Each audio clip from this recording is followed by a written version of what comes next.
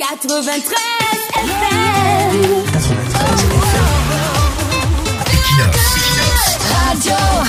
Bonjour. Récemment, nous sommes revenus sur une déclaration du président national du RDPC datant du 22 mars 1985, déclaration dans laquelle il disait que nous n'avions plus besoin de prendre le chemin du maquis pour exprimer nos idées. Mais malheureusement, depuis 1985, ces hommes et lui nous servent le contraire du contenu de cette déclaration. Ils se battent chaque fois à amener les Camerounais à prendre le chemin de la clandestinité pour exprimer leurs idées, surtout les idées politiques. Ils ont plutôt bâti un régime d'intolérance caractérisé par le recours permanent à la brutalité physique et psychologique.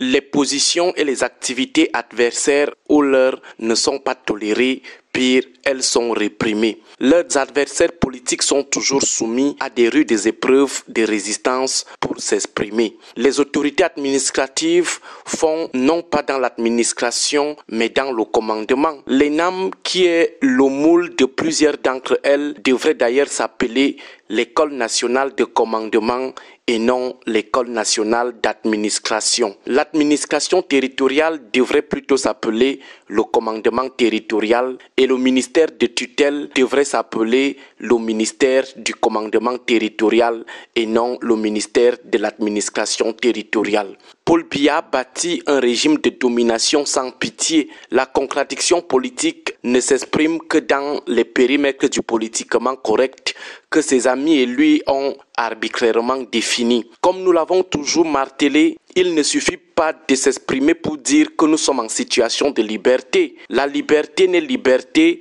que lorsqu'elle est totale et n'est pas exposée à des représailles. Du moment où l'expression de la liberté est rognée, du moment où on s'exprime en ayant la peur dans le ventre ou en redoutant des éventuelles représailles, on n'est plus en situation de liberté.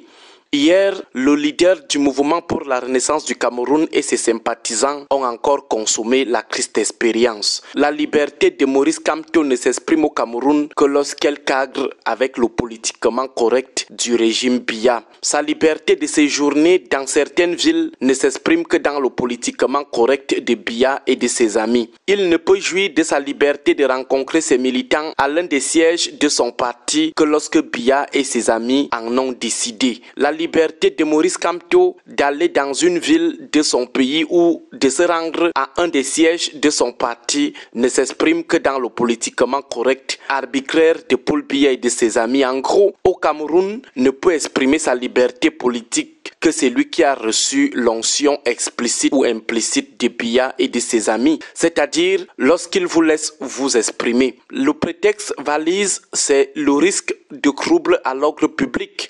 C'est l'argument passe-partout pour brimer et réprimer l'expression des libertés, disons pour brimer les Camerounais qui ne pensent pas comme Biya et surtout ces Camerounais dont la pensée politique et les activités politiques sont farouchement opposées à la logique politique dominante et unanimitaire qu'impose le président national du RDPC depuis 1982. On voit les risques de troubles à l'ordre public partout, on voit la déstabilisation partout, on voit l'insurrection partout. Parfois, ça devient simplement ridicule.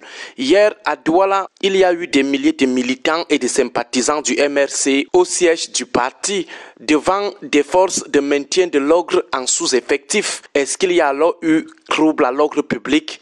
Est-ce qu'il y a alors eu déstabilisation ou insurrection? On peut donc valablement confirmer que les histoires d'insurrection, souvent mobilisées à tout vent par l'écurie de Yaoundé, ne sont que des grossiers prétextes pour justifier et légitimer des manœuvres de bâillonnement des libertés des concurrents politiques. Hier, il n'y a eu ni casse ni blessure. Finalement, que redoutait-on? Finalement, pourquoi a-t-on décidé de paralyser toute une capitale économique? Pourquoi avoir empêché les pauvres conducteurs de moto de chercher leur petit pain quotidien? De quoi avait-on peur? La terreur est toujours la terreur. La brimade est toujours la brimade.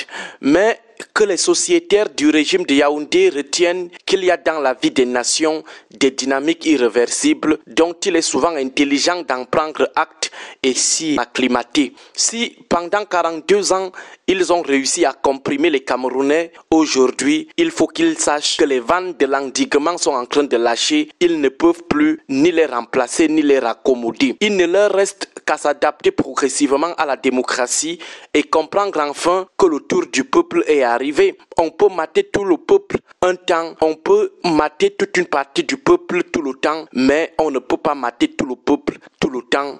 On ne peut pas terroriser éternellement un peuple. Que la branche fondamentaliste du RDPC comprenne qu'il est temps de renoncer à la brutalité. Le règne de la peur tire à sa fin. Bon début de semaine à vous tous. 93 FM.